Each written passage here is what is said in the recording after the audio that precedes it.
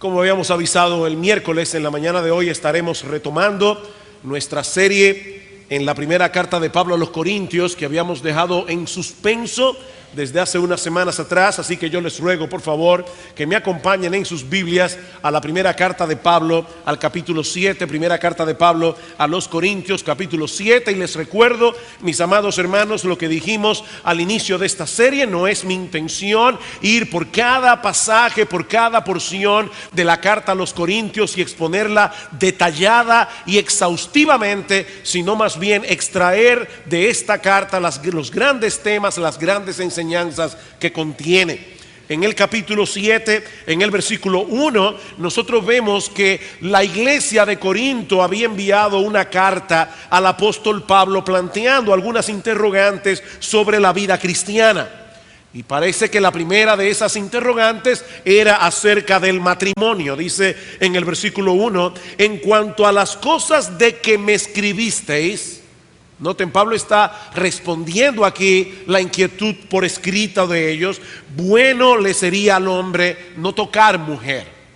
Nosotros no sabemos con exactitud qué fue lo que los corintios le preguntaron a Pablo en su carta. Pero recuerden que leer las cartas del Nuevo Testamento es como estar al lado de una persona que está hablando por teléfono. ¿Les ha pasado eso? Que alguna vez han estado al lado de una persona que está hablando por teléfono. Nosotros no sabemos qué es lo que la persona que está del otro lado de la línea está diciendo, pero podemos suponerlo, podemos inferirlo por lo que la persona que está a nuestro lado está respondiendo. Bueno, pues por lo que Pablo dice aquí, parece que algunos miembros de esta iglesia estaban reaccionando a la depravación moral que caracterizaba a la ciudad de Corinto, al punto que algunos habían llegado a comenzar a ver el sexo como algo impuro. En un mensaje anterior, nosotros habíamos dicho que Corinto era famosa en esa época por su rampante inmoralidad. Y es probable que algunos de estos creyentes se estuvieran preguntando: ¿acaso no sería mejor que los hombres se abstengan de tocar mujer? De hecho, es probable que esa frase que aparece en el versículo 1 sea una cita textual de algo que los corintios se habían dicho en su carta, porque Pablo hace eso más adelante en el capítulo 8. Toma una porción de la carta y la responde. Así que aparentemente estos creyentes en Corinto se estaban preguntando: en medio de tanta inmoralidad, ¿acaso no sería mejor que los hombres se abstengan de tocar mujer? ¿Que los solteros se queden sin casar y los casados practiquen el celibato o incluso se divorcien de sus esposas? Para aquellos que no saben lo que es una persona célibe, es aquella que por decisión propia se abstiene por completo de las relaciones sexuales. ¿Deberían los cristianos practicar la abstinencia en medio de una sociedad tan corrompida? Ahora, me llama la atención la manera tan sabia, por supuesto inspirado por el Espíritu de Dios, que Pablo responde esa pregunta. Pablo les responde a los corintios que si una persona decide, soltera obviamente, abrazar una vida célibe y decide quedarse sin casar, está en su derecho de hacerlo. Está en su derecho de hacerlo. Eso no es pecado. Hermanos, si una persona decide quedarse sin casar voluntariamente, esa persona no está haciendo nada malo en sí mismo. Ahora, de inmediato Pablo introduce una advertencia, versículo 2: pero a causa de las fornicaciones cada uno tenga su propia mujer y cada una tenga su propio marido. Promover el celibato parece algo muy santo, pero la realidad es que puede terminar promoviendo una mayor inmoralidad. Mis amados hermanos, exigirle a un hombre o a una mujer, exigírselo, que se quede sin casar para servir a Dios o por cualquier razón, cuando esa persona no tiene el don de quedarse así, es colocarlo en una posición sumamente arriesgada. Versículo 7: Quisiera más bien que todos los hombres fuesen como yo, pero cada uno tiene su propio don de Dios, uno a la verdad de un modo y otro de otro. El celibato, dice Pablo, es un don que no todo el mundo tiene. Versículo 8, digo pues a los solteros y a las viudas que bueno les fuera quedarse como yo. Y vamos a ver más adelante por qué el apóstol Pablo parece estar aquí promoviendo la soltería.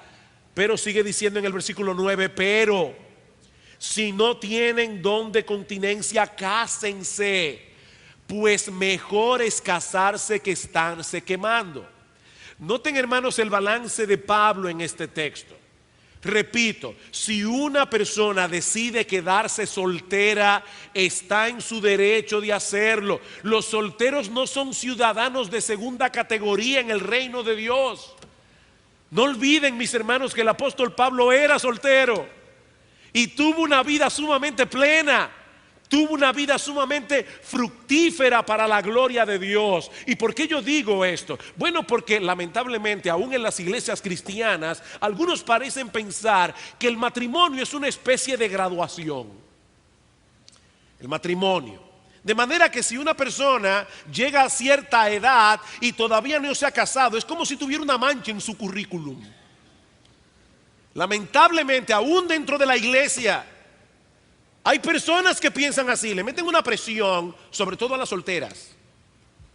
Mija, ¿cuándo es que te vas a casar? Bueno, ¿y qué tú quieres? Que pongan anuncio en el periódico. ¿Qué es lo que tú quieres que yo haga? Hermanos, dejen esa presión, eso no es correcto. Eso no es correcto. La soltería en sí misma no es algo vergonzoso. No es una mancha en el currículum de nadie. Aunque yo debo hacer la salvedad, sobre todo, y me refiero aquí a los hombres mayormente, yo quiero hacer la salvedad de que es posible de que algunos permanezcan solteros por falta de diligencia o incluso por una razón completamente egoísta. Eso es posible. Pero la soltería en sí misma no debe ser motivo de vergüenza para nadie. Ahora, al mismo tiempo, Pablo reconoce que no todos tienen las mismas necesidades, no todos tienen el mismo don de Dios, y por eso exhorta a los solteros en general a casarse. ¿Y qué de los que ya están casados? ¿Pueden ellos dentro del matrimonio practicar el celibato? Bueno, eso es lo que Pablo pasa a responder a partir del versículo 3. Y lo primero que el apóstol Pablo establece claramente en este pasaje es que los casados deben cumplir fielmente el deber conyugal. Los casados deben cumplir fielmente el deber conyugal. El celibato no es una opción para una persona casada. Versículo 3. El marido cumpla con la mujer el deber conyugal, y asimismo la mujer con el marido. Yo sé, mis amados hermanos, que este es un pasaje que no suena muy romántico, pero qué realista es.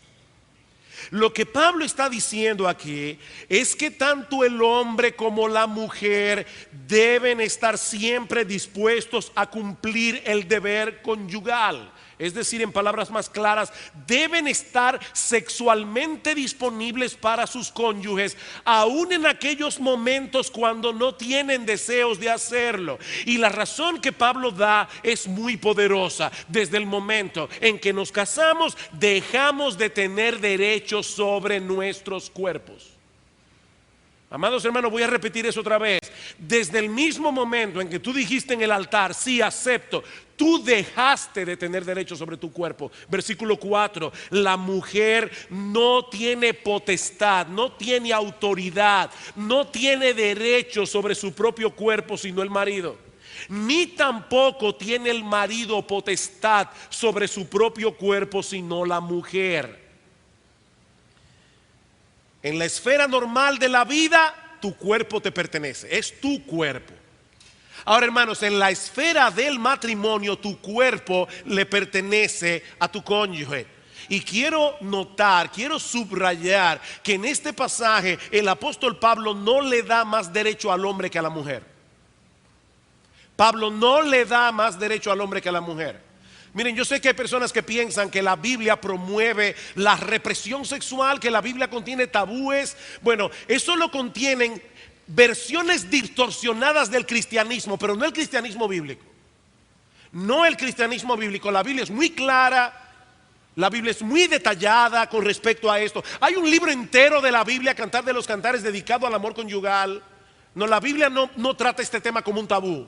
Y la Biblia dice claramente que en este asunto los hombres no tienen más derecho sobre la mujer. Ninguno de los dos deben negarle al otro lo que por derecho le pertenece. Versículo 5, no os neguéis el uno al otro, no lo hagan, a no ser por algún tiempo de mutuo consentimiento, para ocuparos sosegadamente en la oración, pero volved a juntaros en uno para que no os tiente Satanás a causa de vuestra incontinencia. O sea, Pablo dice que la abstinencia sexual en el matrimonio es una posibilidad, pero primero debe ser por mutuo acuerdo. O sea, no puede ser la decisión de una sola parte de la pareja, debe ser por mutuo acuerdo. En segundo lugar, debe ser por un propósito específico. Pablo dice aquí, para ocuparos sosegadamente en la oración. Es decir, si alguno de los dos quiere tener un tiempo intenso de oración sin ninguna cosa que le llame su atención, y por poco tiempo, dice Pablo, para que no se expongan a tentaciones innecesarias. Por supuesto, se sobreentiende por otros pasajes de las Escrituras, dice la Biblia que es más bienaventurado dar que recibir. Se sobreentiende que tanto el hombre como la mujer deben ser sensibles al estado en que se encuentra el otro. Hay momentos en que por amor a nuestro cónyuge debemos ser pacientes, esperar una ocasión más propicia, pero mis amados hermanos, sigue siendo un mandamiento que ninguno de los dos cónyuges tiene derecho a negarse al otro. La abstinencia es una concesión. Versículo 6. Mas esto digo por vía de concesión, hablando de la abstinencia. Dice Pablo, no por mandamiento. O sea, el mandamiento es que no se nieguen. Lo otro es una concesión. Lo otro es una concesión. Así que la primera enseñanza de este pasaje es que los casados deben cumplir fielmente el deber conyugal. La segunda es que los casados deben preservar sus matrimonios. Los casados deben preservar sus matrimonios. Versículo 10. Pero a los que están unidos en matrimonio, mando no yo, sino el Señor, que la mujer no se separe del marido. Y si se separa, quédese sin casar o reconcíliense con su marido. Y que el marido no abandone a su mujer. En estos primeros dos versículos, Pablo evidentemente se está refiriendo a parejas donde ambos son cristianos. ¿Y cómo lo sabemos? Bueno, porque a partir del versículo 12, como vamos a ver en un momento, Pablo se refiere a parejas mixtas y dice, eso es otro caso, donde hay un cristiano y uno que no lo es. O sea que en los versículos 10 al 11, Pablo está hablando a parejas cristianas. ¿Y cuál es la enseñanza de Pablo a las parejas cristianas? Que por mandato expreso del Señor Jesucristo, ninguno de los dos tiene derecho a dar por terminada la relación matrimonial. Por eso es que Pablo dice, mando no yo, sino el Señor. En otras palabras, esto es algo que Cristo enseñó directamente durante su ministerio terrenal. Vamos a Mateo capítulo 19. Evangelio de Mateo capítulo 19. Y hermanos, si hay una enseñanza que es importantísima en una época como esta en la que nos ha tocado vivir, es esta enseñanza de Cristo acerca del divorcio. El divorcio está a la orden del día. Cuando mi hija mayor se iba a casar, mi esposa fue con ella a contratar al individuo que iba a filmar el video de la boda. Y el trato era el siguiente: me dan la mitad del dinero ahora y la otra mitad antes del matrimonio. Y yo hago el trabajo. Y mi esposa le preguntó por qué tenía que ser de esa manera. Dijo, bueno, por una razón muy sencilla. Me ha pasado ya que una pareja que se va a casar me contrata para hacer el video, me pagan la mitad adelante, se casan, a los 3 meses se divorcian. Yo todavía no he terminado de editar el video y ya no me lo quieren pagar. Fíjense eso, antes de que él termine de editar el video de la boda, ya están divorciados. Y dicen, nadie me lo quiere pagar. Entonces él dice, páguenme ahora la mitad y la otra mitad antes de casarse. No después.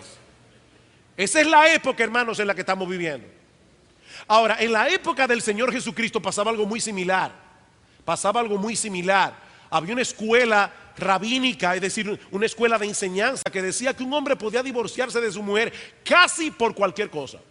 O sea, por ejemplo, si un hombre iba por la calle y encontraba una mujer más bonita que la suya, ya la suya pasaba a ser indecente y podía divorciarse de ella y casarse con otra. Si le quemaba el pan, si la suegra se metía demasiado, cualquier cosa. Y es en el contexto de esa cultura de divorcio que un grupo de personas se acerca al Señor y le pregunta en el versículo 3. Vinieron a él los fariseos tentándole y diciéndole: ¿es lícito al hombre repudiar o divorciarse de su mujer por cualquier causa? Fíjense la pregunta. ¿Es legítimo que un hombre se divorcie por cualquier causa? Él respondiendo les dijo: ¿no habéis leído que el que los hizo al principio, varón y hembra los hizo? Y dijo: por esto dejará el hombre a su padre y a su madre y se unirá a su mujer y los dos serán una sola carne. Así que ya no son más dos, sino una sola carne. Por tanto, lo que Dios juntó no lo separe el hombre. Le dijeron, y aquí está la trampa del texto: ¿por qué Moisés mandó dar carta de divorcio y repudiarla? Fíjense, Moisés no mandó eso, Moisés lo permitió. Dios, a través de Moisés, dio un permiso, no un mandamiento acerca del divorcio. Dice en el versículo 8, Él les dijo: por la dureza de vuestros corazones, Moisés os permitió repudiar a vuestras mujeres, mas al principio no fue así. Y yo os digo que cualquiera que repudia a su mujer, salvo por causa de fornicación, y se casa con otra, adultera, y el que se casa con la repudiada, adultera. ¿Qué es lo que el Señor está enseñando aquí? Bueno, básicamente que la unión matrimonial no puede ser disuelta por el hombre. Esa es la enseñanza. La unión matrimonial no puede ser disuelta por el hombre. ¿Saben por qué? Porque no es el hombre que la produce. No es el hombre el que la produce. ¿Qué dice en el versículo 6? Así que no son ya más dos, sino una sola carne. Por tanto, lo que Dios juntó, no lo separa el hombre.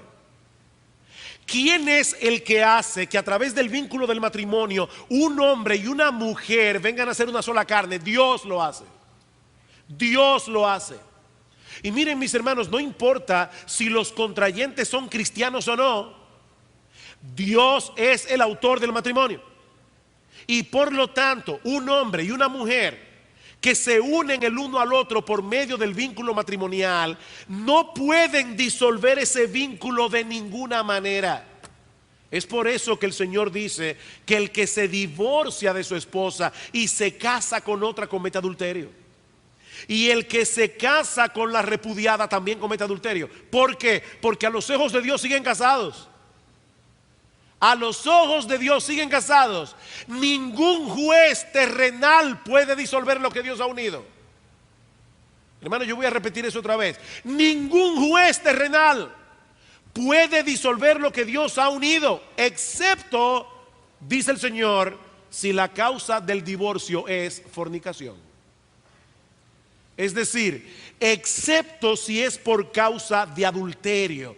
El adulterio es un pecado que atenta contra la esencia misma del matrimonio. Y es por eso que Dios le ha dado al cónyuge inocente la potestad de divorciarse si así lo desea. Ahora, fíjense, yo no estoy diciendo que el cónyuge inocente tiene que divorciarse. Lo que estoy diciendo es que la Biblia, Dios en la palabra de Dios, le da permiso al cónyuge inocente en caso de que la persona afectada decida dar ese paso. Y es a esa enseñanza de Cristo que Pablo hace referencia en 1 Corintios 7. Por ahí se dice: mando no yo sino el Señor, que la mujer no se separe del marido. Por supuesto, Pablo no está tratando en 1 Corintios 7 el divorcio por adulterio, porque ese no es su tema. O sea, Pablo no está hablando de ese tema. Recuerden, hermanos, que él está respondiendo a las inquietudes de los corintios en la carta que le enviaron. ¿Es correcto que ahora yo, que estoy casado, decida divorciarme de mi esposa para vivir una vida más santa y más entregada al Señor? Pablo dice, no, no, eso no sería más santo. Eso sería violentar la enseñanza de nuestro Señor Jesucristo. No está permitido que un hombre se divorcie de su esposa. Ahora bien, si a pesar de la clara enseñanza de Cristo al respecto, el cristiano decide separarse, y es probable, algunos comentaristas entienden que es probable que en la iglesia de Corinto ya habían hermanos que habían hecho eso, habían dado ese paso. O sea, cuando ya ellos le preguntaron a Pablo, probablemente ya habían tomado esa decisión. Pablo dice, bueno, si a pesar de lo que Cristo enseñó, un cristiano decide separarse de su cónyuge cristiano, que se quede sin casar, o que se reconcilie con su esposa o su esposo, porque Dios no ha puesto su sello de aprobación en ese divorcio. Dios no ha puesto su sello de aprobación. Esas dos personas siguen casadas. ¿Y qué de los que están casados con cónyuges inconversos? Ese es el tema de los versículos 12 y 13 de 1 Corintios 7. Y a los demás yo digo, no el Señor. De paso, Pablo no está diciendo, esto que yo voy a decir ahora es una opinión personal, esto no es inspirado. No. Lo que Pablo está diciendo es que el Señor Jesucristo no trató con ese caso directamente. Eso no fue algo de lo que Cristo habló. Y ahora Pablo está trayendo una nueva revelación. Pero Pablo estaba consciente de su inspiración divina. O sea, que nadie vaya a pensar, no hay que hacerle caso a eso porque eso lo dice Pablo. No, eso lo dice Pablo en la palabra de Dios, y toda la palabra de Dios es inspirada por Dios. Y habiendo aclarado eso, Pablo dice, a los demás, es decir, aquellos que tienen matrimonios mixtos, cristianos casados con no cristianos, digo yo, no el Señor, si algún hermano tiene mujer que no sea creyente y ella consiente en vivir con él, no la abandone. Y si una mujer tiene marido que no sea creyente y él consiente en vivir con ella, dice Pablo, no la abandone. Aparentemente, algunos en la iglesia de Corinto pensaban que tener esa clase de intimidad que una persona tiene en el matrimonio con su cónyuge, tener esa clase de intimidad con una persona inconversa, de alguna manera podía manchar su pureza delante de Dios. O sea, Pablo, ¿cómo es posible que yo voy a seguir atada a este hombre incrédulo, a esta mujer incrédula? No me mancha eso mi santidad delante de Dios, no mancha eso mi pureza, dada la relación tan cercana que tiene un hombre con una mujer en el matrimonio. Pablo le responde, no, es al revés. Es al revés, versículo 14. El marido incrédulo es santificado en la mujer, y la mujer incrédula en el marido. Pues de otra manera vuestros hijos serían inmundos, mientras que ahora son santos. Pastor, ¿y qué significa eso? Bueno, significa sencillamente que el hecho de que haya un cristiano en el hogar lo santifica. O sea, en vez de que eso haga impuro al cristiano, más bien la presencia de ese cristiano en ese hogar lo santifica. No en el sentido de que el cónyuge inconverso o los hijos automáticamente van a ser salvos por causa del creyente, no. La palabra santificar significa separar. La idea es que la bendición del Señor está sobre esa casa por causa de que hay un hijo suyo ahí.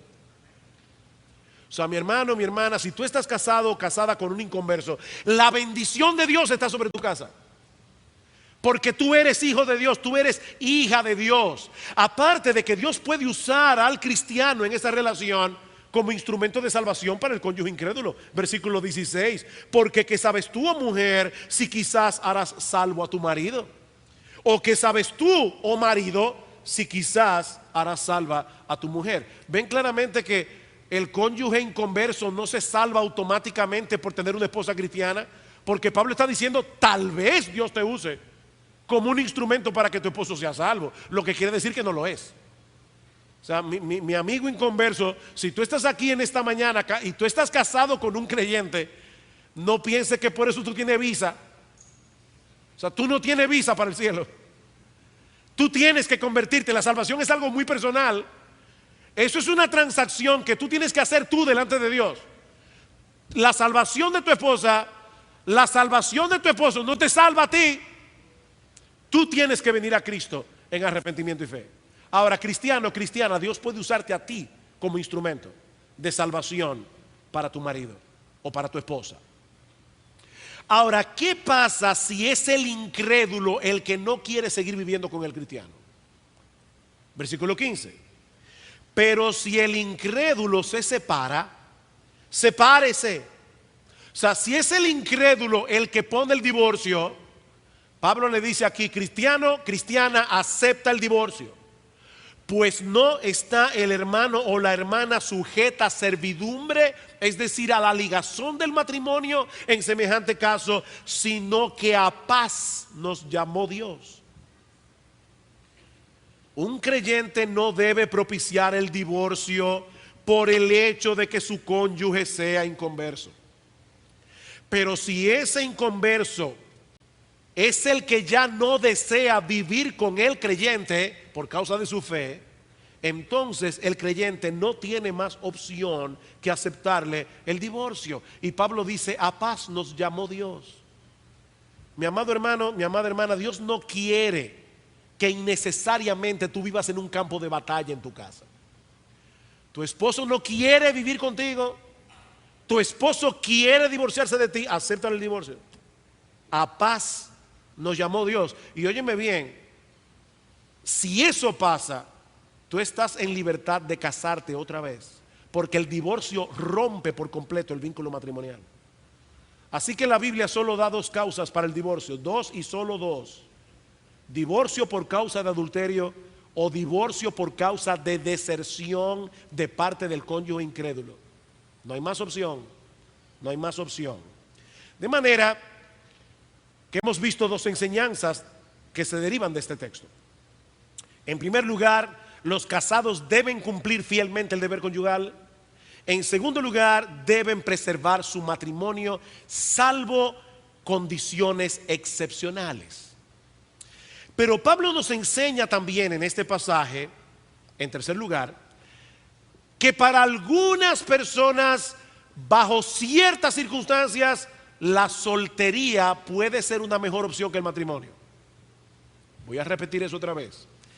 Pablo también nos enseña en este pasaje que para ciertas personas, bajo ciertas condiciones, la soltería puede ser una mejor opción que el matrimonio. Versículo 25.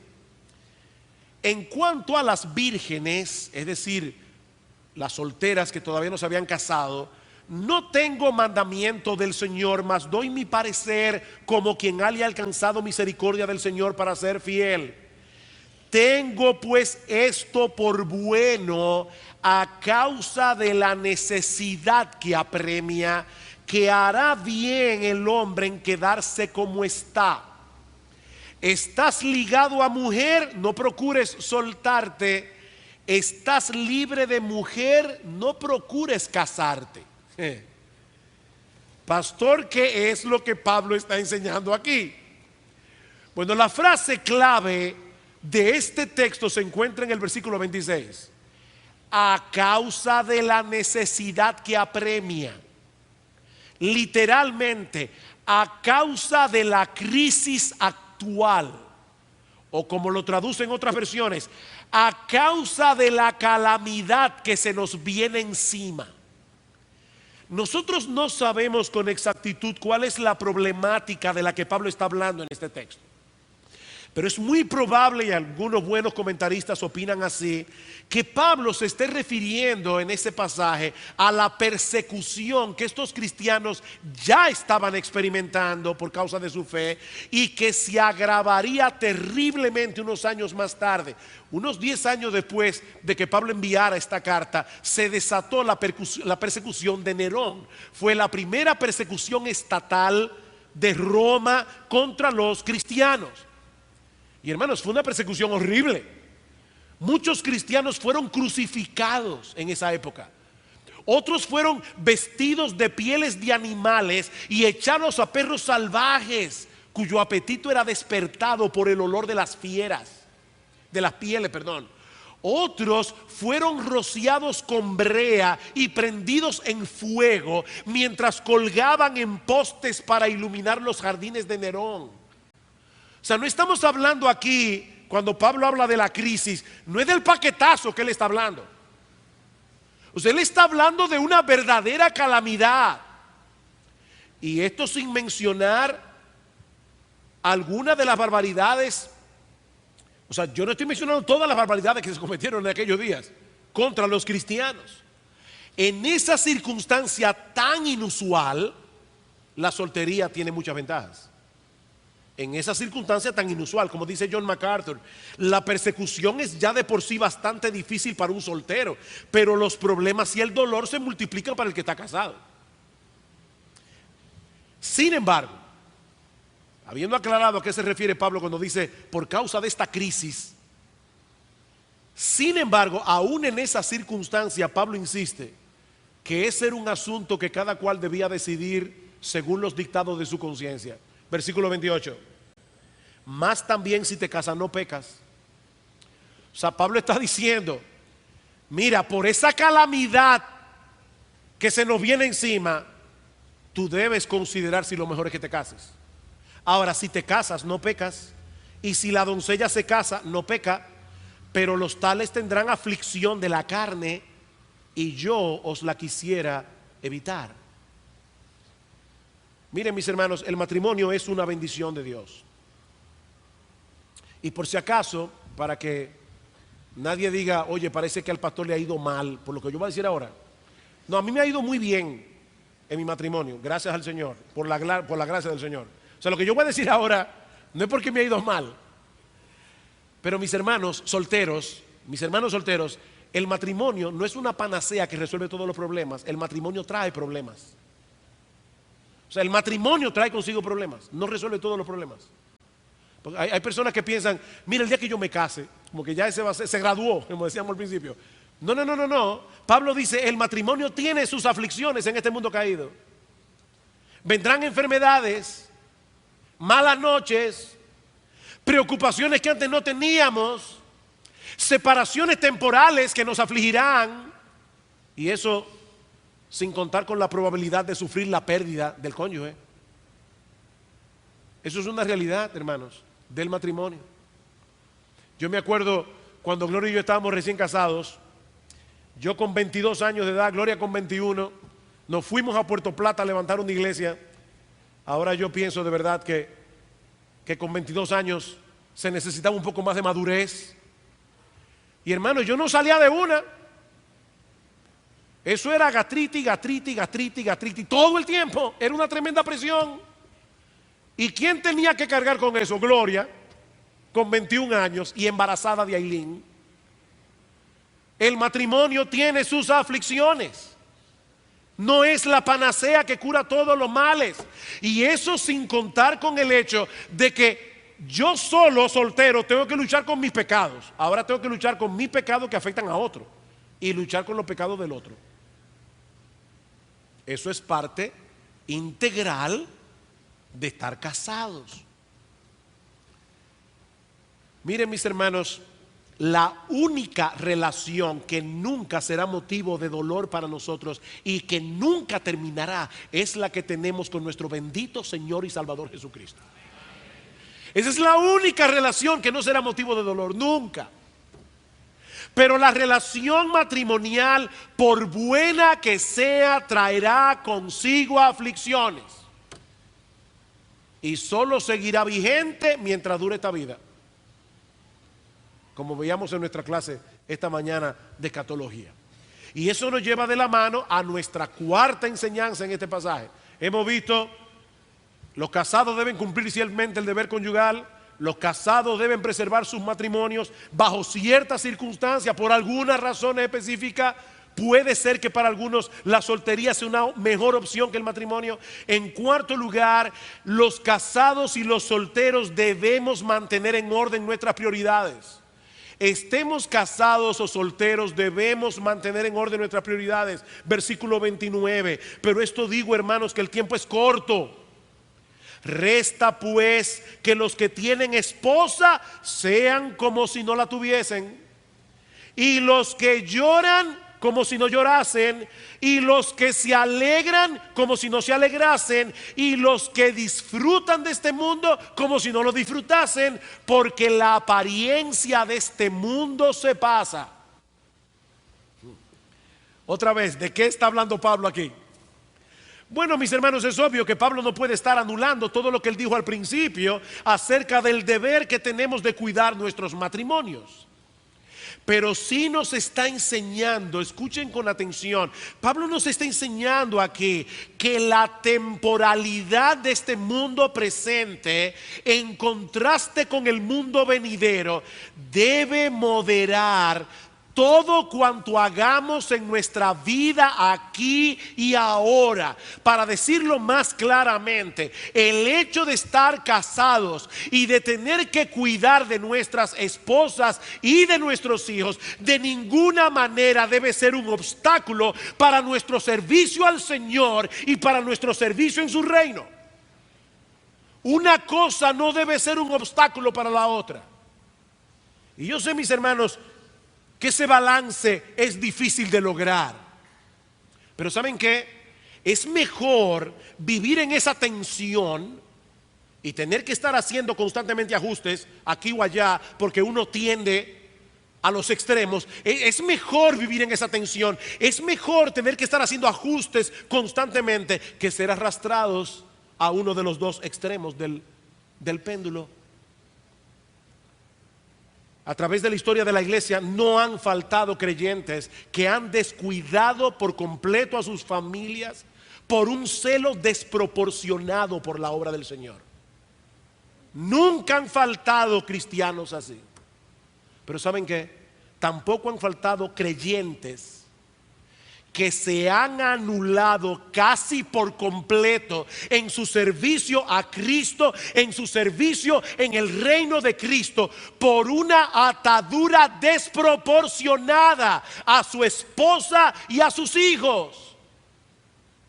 Hermanos, estos creyentes no tienen la menor disposición de salir de su zona de seguridad, de su zona de confort. No tienen la intención de involucrarse en ningún servicio que implique un sacrificio de su parte. Pero mis hermanos, una cosa no es necesaria para hacer la otra. Lo que Pablo nos está diciendo aquí no es que dejemos de amar a nuestras esposas, no es que dejemos de disfrutar de las cosas legítimas de este mundo. Pablo dice en 1 Timoteo capítulo 6 versículo 17: a los ricos de este siglo manda que no sean altivos, que no pongan su esperanza en las riquezas, las cuales son inciertas, sino en el Dios vivo que nos da todas las cosas en abundancia. ¿Para qué, hermanos? Para que las disfrutemos. No, Pablo no está prohibiendo aquí que nosotros disfrutemos de las cosas que Dios ha hecho y que son perfectamente disfrutables. Lo que Pablo nos está diciendo aquí es que nosotros debemos poner en orden nuestras prioridades. Debemos poner en orden nuestras prioridades. Alguien dijo muy sabiamente, y yo sé que esta frase suena medio tricky, pero escuchen con atención. Alguien dijo muy sabiamente que el verdadero reto del cristiano no está en separar lo que debe amar de lo que no debe amar. Ese no es el reto. Separar de lo que yo debo amar de lo que yo no debo amar. Dice, no, el reto está en darle prioridad a cosas que debemos amar sobre otras cosas que también debemos amar. ¿Se entendió? El reto no está en decir voy a amar esto y no voy a amar esto. No, el resto está en saber darle prioridad a cosas que debemos amar y ponerlas por encima de otras cosas que también debemos amar. Déjenme darles un ejemplo. El Señor dice en Mateo capítulo 6 versículo 33 que los cristianos deben buscar primeramente el reino de Dios y su justicia. Y todas estas cosas os serán añadidas: ropa, vestido, alimento, todo. El Señor no nos está prohibiendo aquí que amemos otras cosas, pero sí nos está diciendo que el amor que tenemos por esas cosas debe estar subordinado al amor que le tenemos a Él y a su reino. ¿Ven la idea? Aplicando esto al matrimonio, nosotros sabemos que la Biblia nos manda a amar a nuestras esposas como Cristo amó a la iglesia. Efesios capítulo 5, versículo 25. Pero de acuerdo a lo que Pablo está diciendo aquí, jamás podemos permitir que el amor a nuestras esposas esté por encima de nuestro amor a Dios y nuestro amor por su reino. El peligro entonces, oigan bien maridos, escúchenme, el peligro no es que amemos demasiado a nuestras esposas. Miren, si el mandato de la Biblia es que amemos a nuestras esposas como Cristo amó a la iglesia, esposos, escúchenme algo aquí. Aquí no hay un solo esposo que ame demasiado a su esposa, porque el estándar es el amor de Cristo por su iglesia. No, el peligro no es que amemos demasiado a nuestras esposas. El peligro es que amemos menos a Dios. Ese es el peligro. Como bien señala este autor que yo acabo de citar, no existe ningún tope límite en cuanto a lo mucho que estamos llamados a amar a nuestras esposas. No existe un tope límite en cuanto a eso, en cuanto a lo mucho que debemos amar a nuestras esposas. Pero siempre estamos llamados a amar más a Dios y a ponerle a Él primero. Y eso no solo se aplica a los casados, eso se aplica también a los solteros. Versículo 32. Quisiera pues que estuvieseis sin congojas. El soltero tiene cuidado de las cosas del Señor, de cómo agradar al Señor. Pero el casado tiene cuidado de las cosas del mundo, de cómo agradar a su mujer. Ahí está la tensión de la que yo hablaba hace un momento. Hay asimismo diferencia entre la casada y la doncella o la soltera. La doncella tiene cuidado de las cosas del Señor para ser santa, así en cuerpo como en espíritu. Pero la casada tiene cuidado de las cosas del mundo, de cómo agradar a su marido. Solteros, escuchen lo que Pablo está diciendo aquí. Nosotros los casados tenemos que saber manejar esa tensión entre tener que cuidar de nuestros matrimonios sin descuidar al mismo tiempo nuestra devoción a Dios y nuestra utilidad en el reino. Pero ustedes no tienen ese problema. Ustedes no tienen ese problema. ¿Saben lo que eso significa? Eso significa que si tú eres de los que piensas que cuando encuentres esposo o cuando encuentres esposa, entonces por fin tranquilamente vas a poder dedicarte a servirle al Señor, estás completamente equivocado. Estás completamente equivocado. La perspectiva bíblica es que el soltero debe sacarle ventaja a su soltería. Debe sacarle ventaja, entregándose por entero al servicio de su Salvador. Querido hermano soltero, querida hermana soltera, haz un buen uso de tu soltería para la gloria de Dios. Llenarte de descontento y de amargura porque no te has casado aún, o dedicar todo tu tiempo y tus energías a las cosas de tu pequeño reino, es un desperdicio. Estás desperdiciando tu vida.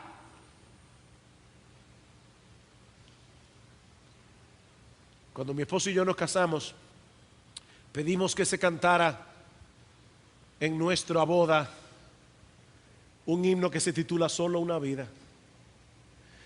Y había una frase de ese himno que dice: solo una vida pronto pasará, solo lo que es para Cristo durará, solo un momento para hacer su voluntad, solo una vida. Mis amados hermanos solteros, casados, nosotros solo tenemos una vida.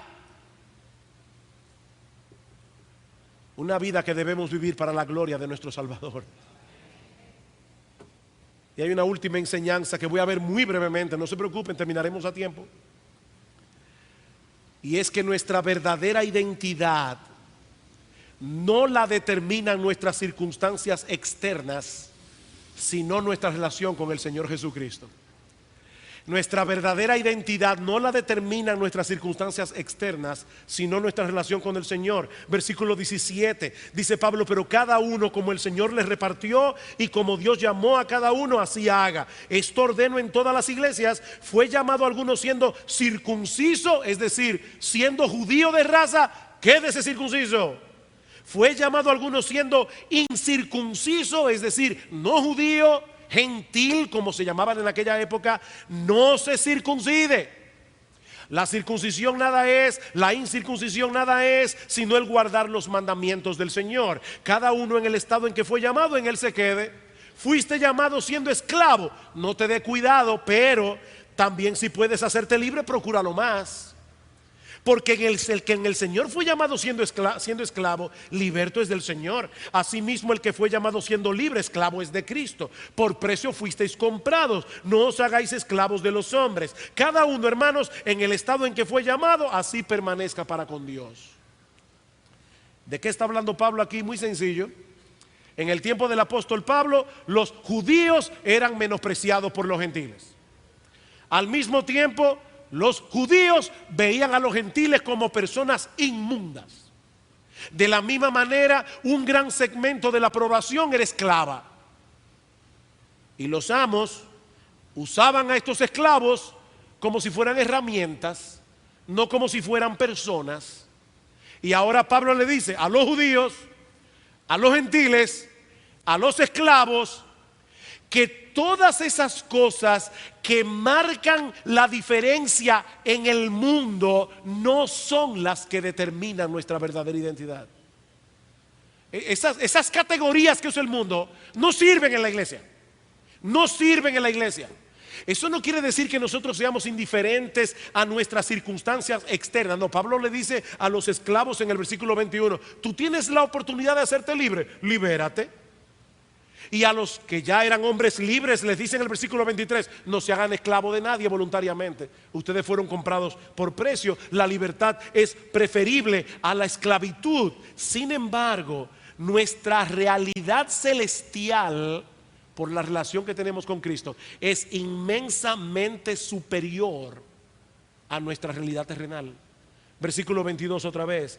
Pablo dice: el que en el Señor fue llamado siendo libre, ¿fue llamado por quién? Por Dios, a tener comunión con Dios, a ser salvo por la sangre de Cristo. El que fue llamado siendo esclavo, liberto es del Señor. Y asimismo el que fue llamado siendo libre, esclavo es de Cristo.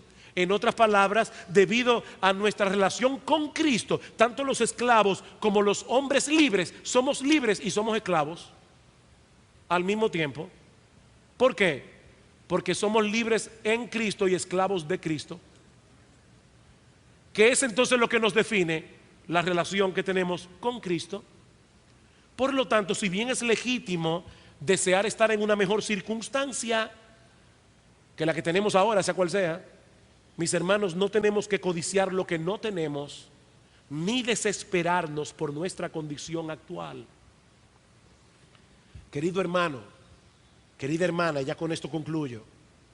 Si eres cristiano, deja de definirte a ti mismo según las categorías del mundo, porque lo que nos define en realidad no lo determina si estamos casados, si estamos solteros, si somos viudos o divorciados, si somos ricos, si somos pobres, si somos blancos, si somos negros, si somos bonitos, si somos feos, si somos flacos, si somos gordos. Eso no es lo que nos define. Lo que realmente nos define es: somos cristianos. Somos cristianos. Es la relación que tenemos con nuestro gran Dios y Salvador Jesucristo, quien nos compró por el precio de su sangre, como dice Pablo en el versículo 23. ¿Para qué? Para que seamos suyos y de nadie más. Suyos y de nadie más. Y hermanos, nuestro Señor Jesucristo es mayormente glorificado cuando en una iglesia, ricos, pobres, casados, solteros, jóvenes, viejos, niños, blancos, negros, educados, no educados, cuando todos juntos mostramos ante el mundo que todos tenemos en común al mismo Salvador, el mismo destino, el mismo tesoro. Eso es lo que nos define. Así que, hermano, deja de seguir llamándote soltero, soltera, viuda, divorciado, casado, feo, flaco, bonito, gordo. Tú eres cristiano. Oh, que el Señor nos conceda vivir a la altura de lo que somos, como posesión exclusiva de Cristo, independientemente de las circunstancias en que nos encontremos. Y si tú estás aquí en esta mañana sin haber venido a Cristo en arrepentimiento y fe, confiando únicamente en Él para el perdón de tus pecados, mi amigo, yo te invito a que clames a Él ahí donde estás sentado. Clámale a Él, pídele que tenga misericordia de ti. Y yo te aseguro por la palabra de Dios que misericordia te será otorgada, porque dice la Biblia: yo no desecharé al corazón contrito y humillado. Ven a Cristo en arrepentimiento y fe, y tú también tendrás a Cristo como tesoro. Tú también serás adoptado en la familia de la fe. Tú también podrás decir: yo soy cristiano, y eso es lo que me define.